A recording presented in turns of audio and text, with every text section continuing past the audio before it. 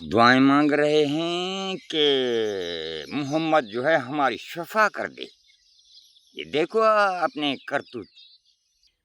ये कुरान मजीद ने आपको नहीं बोला था आप इल्म के रहबर हैं तो कैसे हैं? कुरान ने बोला था कि जो भी तू मेहनत करके घर में लाते हो तो अल्लाह ने बोला था पहला पहला जो तेरे ऊपर हक है वो माँ बाप का है, और दूसरे नंबर में जो उसका हक है फिर वो खेश का है, और तीसरे नंबर में जो हक है वो दरवेश का है।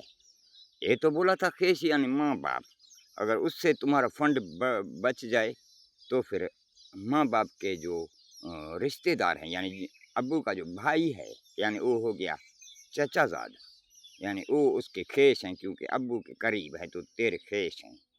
और दरवेश बोला जाता है अपने बाहर वाले दोस्त को या किसी समाजी बंदे को, उसको बोला जाता है दरवेश।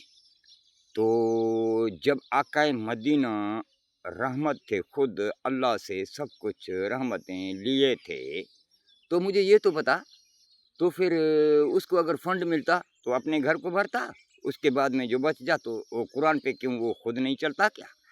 तो फिर उससे जो अपना फंड बचता मोहम्मद से फिर वो क्या करता, अपने अब्बू के भाई को देता। तो अब ये अब्बू के भाई अबू जहल को क्या अल्लाह ने माफ़ किया है?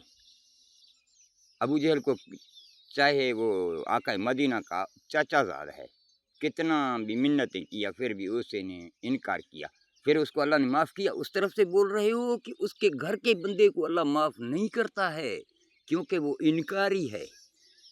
अभी आप क्या करते हैं कि व्याजें भी ले लें, फितने भी चलावें, फिर अपने को मुसलमान भी बोलें, फिर उससे दुआएं भी मांगें।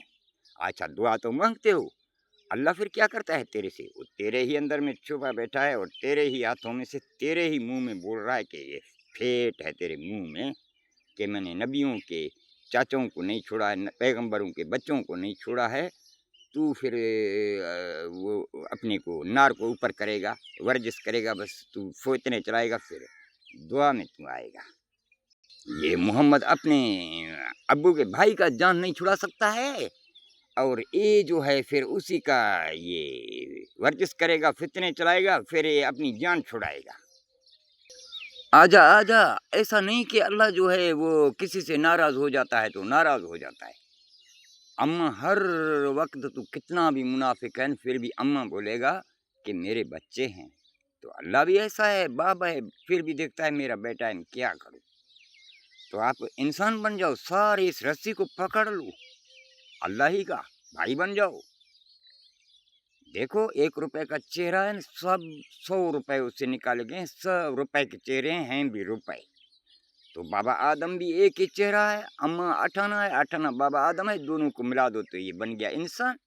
दो बंदे आपस में मिले तो एक बंदा उससे निकला, तो फिर दो अठाने भी मिले तो रुपया निकला। अभी सारे जो बंदे हैं सब रुपए के चेहरे हैं, कोई किसी से कौन सा कम है?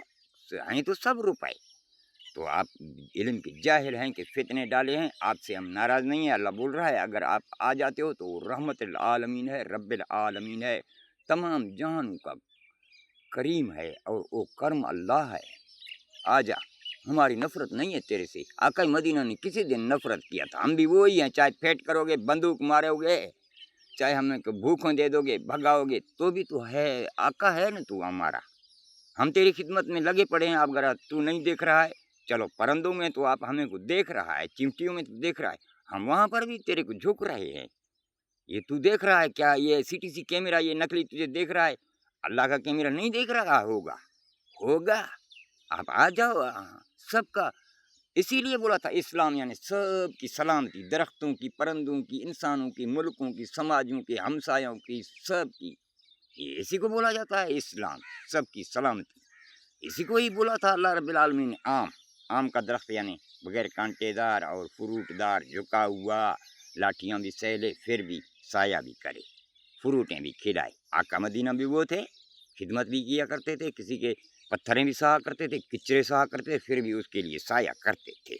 कैसा आपका इस्लाम है? आजा आजा, ऐसा नहीं कि वो आका आएगा चला जाएगा 27 में, फिर तू टीटी की तरह ढूंढते रहना। वो टीटी भी एक परिंदा है जो रात को सारी रात जागता है, आका मदीना का इंतजार करता है।